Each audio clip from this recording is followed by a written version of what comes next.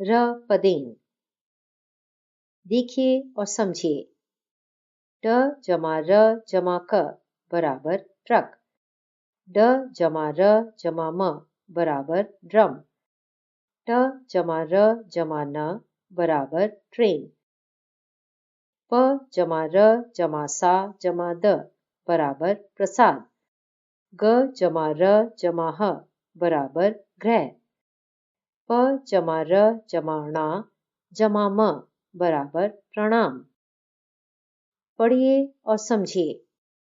Drill, graph, brush, ग्राम, प्रेत, अग्र, dropper, Madras, प्रहरी, प्रणाम, अंग्रेज, अग्रज, भ्रमण, श्रवण, त्रिभुज, त्रिलोक, प्रकृति, चंद्रमा, आश्रम, प्रकोप, प्रचार, प्रसार, प्रगाढ़, प्रसाद।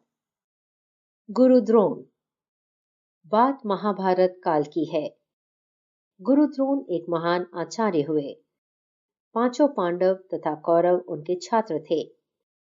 अर्जुन ने गुरु द्रोणाचार्य से ही बाण चलाने की शिक्षा ली। वह गुरु द्रोण का प्रिय था। छोटी सी उम्र से ही अर्जुन ने कठोर परिश्रम किया था। परिश्रम का फल सदा मीठा होता है।